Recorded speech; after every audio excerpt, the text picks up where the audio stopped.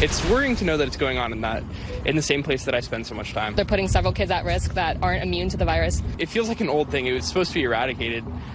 It should have been eradicated so many years ago.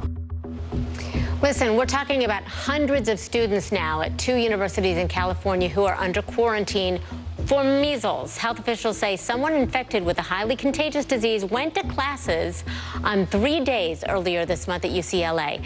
Then there was another exposure a few days later on the Cal State campus in the library. So what does the quarantine order mean?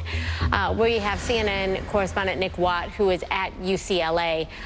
Nick, thanks for being with us. Help us understand, first of all, what does this quarantine look like? Are these people, I know it was 119 at one point, are they being quarantined on campus? Are they being told to stay off campus? What are you learning?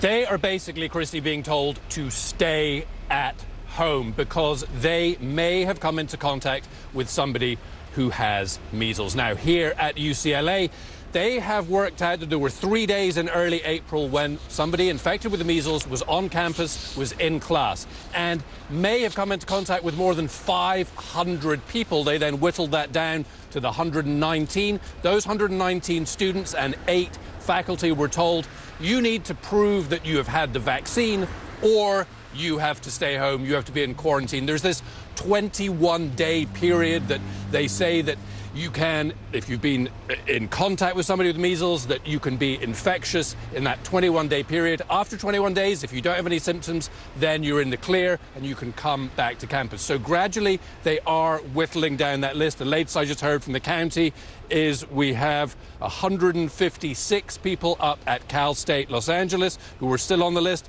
and 79 here at UCLA.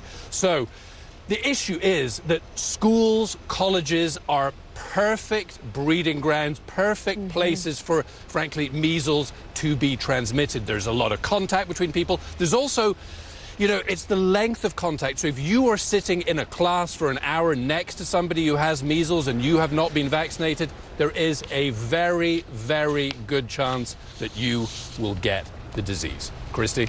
What about dorm rooms? I mean, those are such close quarters. Are they doing anything for those specific areas of campus or the kids that stay there?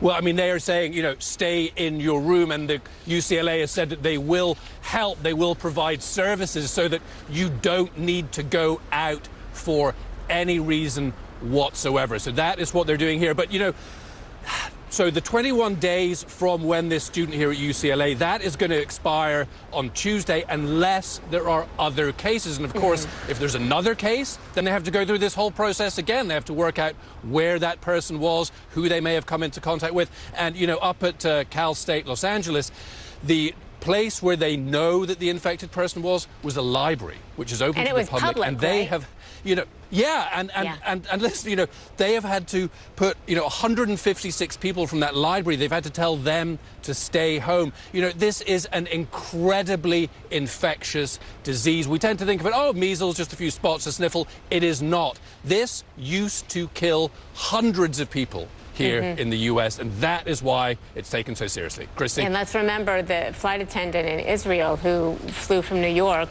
She's contracted it, and she had been in a coma for days. So, Nick Watt, thank you so much for the really important information coming out of California today.